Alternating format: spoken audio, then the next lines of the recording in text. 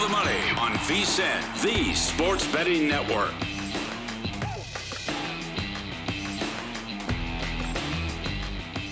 Ben Hayes, one of the top cappers over at Winners and Winers, one of the best MLB cappers out there. He's on a 15-3 in the NBA playoffs. He's got the total tonight in the game. Text VSiN 320-350-3500 and an opinion on the total tonight. 320-350-3500. Let's rumble. Great moments in history have begun with a question. To be or not to be, that is the question. What came first, the chicken or the egg? Was it over when the Germans bombed Pearl Harbor? And what kind of hair product does Mitch Moss use? But Follow the Money wants to know. Do you concur?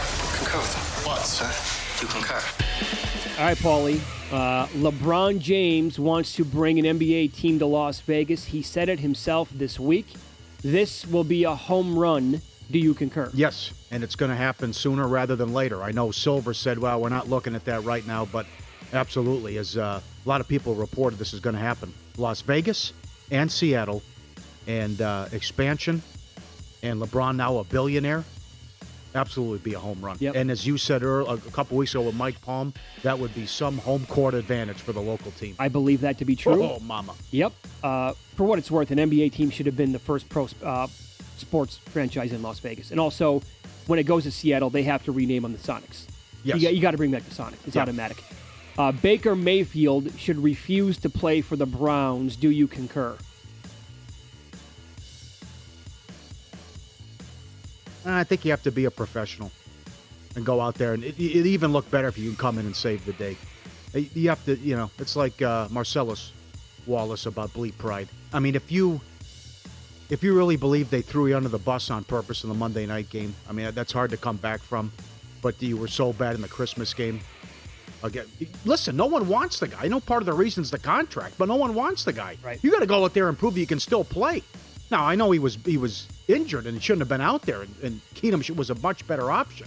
But you have to restore your credibility and reputation, too. So I think when Watson gets suspended for a year, whatever it's going to be, he has to come back if they allowed to say, yes, I'll come back and I'll try to take us to the playoffs and restore my name. Because 2 years ago, they almost went to the AFC title game. He's got to get that mojo back. I would add this. I could also see this guy, knowing who he is and how he operates, saying, I know. Nah, guys, sorry. I know. Absolutely. Flowers are overrated, a bad gift, and a waste of money. Do you concur? Okay, this is a tricky one for me.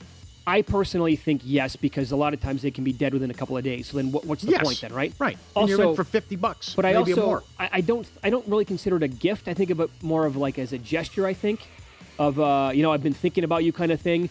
I would say this. From what I've learned now that I'm 45 years old, know the audience. Know the person you're buying them for.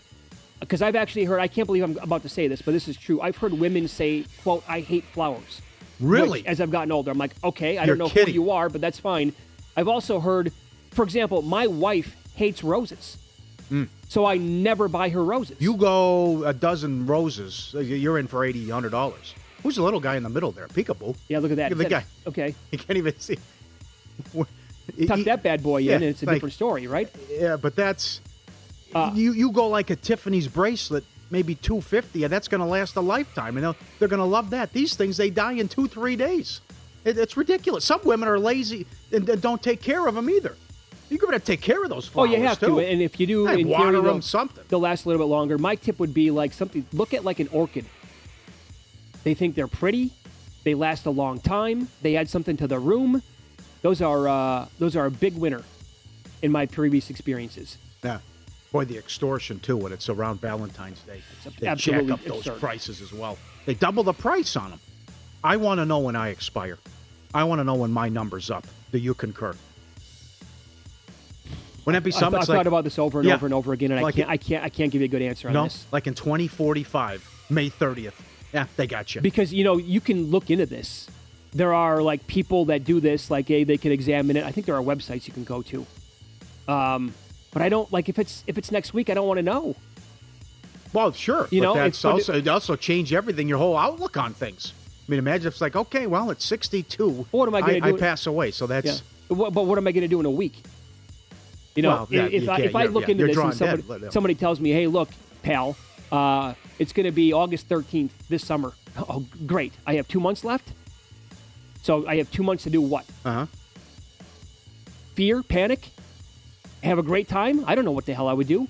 But if you told me right now going in it's going to be 95, okay, I'd take that for sure. Then I would want to know, 95. But it's too risky. Yeah, everything on the bucket list. Just cram everything in. You said, I don't have that long. You said yesterday you think you have until 54. It feels about right. You got about 8-9 years left. Yeah. Between the diet and how I'm living and no sleep and what's signing a deal with the devil here with this contract and getting up the great Dave Malinsky. What if the show's successful? What do you mean? Well, you're stuck. We are. We're stuck getting up at 1:30 in the morning. Would you take 54 right now? No, give me the over. Come on. Give me the over. Now, I think this is real. The feats of strength and something goes wrong, like a daughter is trapped under a tractor and the dad just becomes Hulk Hogan or the Incredible Hulk and lifts it up. I think this, do you concur that these reports about... Of course. What do you mean, of course? Really?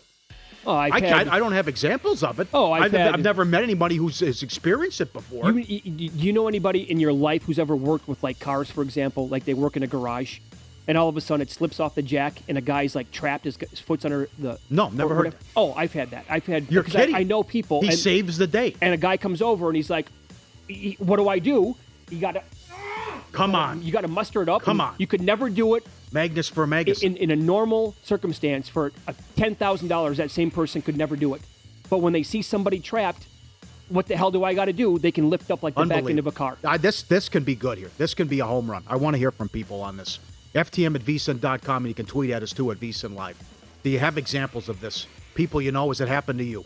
These incredible feats of where it's like, okay, this is I just get this ridiculous adrenaline.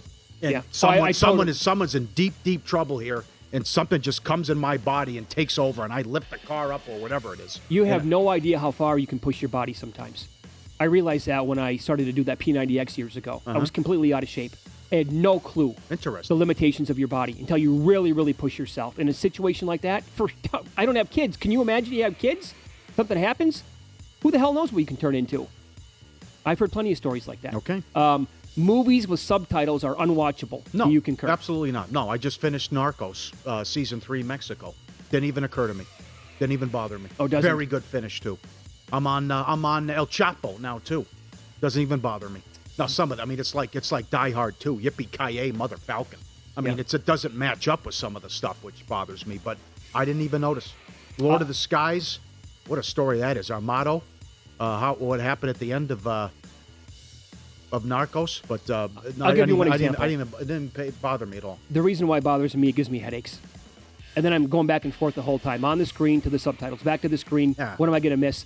The example I can think of is that basement scene that's so dramatic in Inglourious Bastards that goes on for 45 minutes. Great scene. It's an unbelievable scene. Yes. I had a raging headache when I had to pause the movie. Oh. Going back and forth, trying to read that many subtitles and keep up with what's going on. My eyeballs are shifting so fast. I got to read a book and watch a movie at the same time. Yeah, you love to complain, though. That's your. I do. Yeah. I do, Paul. Yeah. Interesting how that works. You whine a lot on Twitter. I know. You got to watch that. I don't even tweet anymore. It's, Tommy Lee, the drummer of Motley Crue, is worth $70 million. This is depressing. Do you concur? No, I don't. That's why. Good for him? Totally good for him. Okay, yeah. You can go that angle too, right? I would say that did he earn it? I mean, he put in the hard work to be a member, that he lived his life how he wanted to do it. No, I didn't. If he was worth $300 million, good for him. Well, I know it I thought it bothered you because you said, I found Pam and Tommy on Hulu, and just how you can't believe that started the internet, basically, when you think about it. Yeah. Because you had to go to the internet to click and watch the tape. It was the first ever sex tape, pretty much. But you couldn't believe that, what? That guy's got a palatial estate in Malibu? Well, because that place was, 7,000 square feet probably? Huh. That blew me away for a minute. But after, that was also... that shocked me. I go, the drummer of Motley Crue has a mansion in Malibu? That's also, we're talking about early, mid-90s. So at that point, he already had stockpiled that much money, which that's what I was thinking about. Yeah. But today, to accumulate $70 million, it's, again, no problem whatsoever. It's about an hour long. It's called a Rich and Shameless series on TNT. They showed it after one of the NBA playoff games. I check it out. It's a good watch on Pam and Tommy and just Tommy Lee's life. All right, last one here. Out of all the major sports we grew up with, baseball is the one that used to be better. Do you concur? Absolutely. I used to watch every Cubs game. I mean, you look at the ratings. Look what happened, how things have changed. Playoff baseball, there was nothing better. Day playoff baseball, it was so good. And now it's just, the ball's never in play. But baseball also is at its best when it's played fast. It is. Now these guys are picking their ass and looking for a count on a 3-1, looking at the third base coach for a 3-1 count. Well, again, on that stat yesterday, first time since May of last year, both pitchers in the same game went. No, the game's completely changed. I think this would be so good. To me, the correct answer is actually college basketball. It used to be okay. Used to be its better. best? Okay. Yeah. Well, guys would stick around. Oh, Okay. yeah. 80s and 90s college basketball. Absolutely the best sport of all time. Yeah. Okay. Up next, we will recap the betting action from last night with Win Some, Lose Some.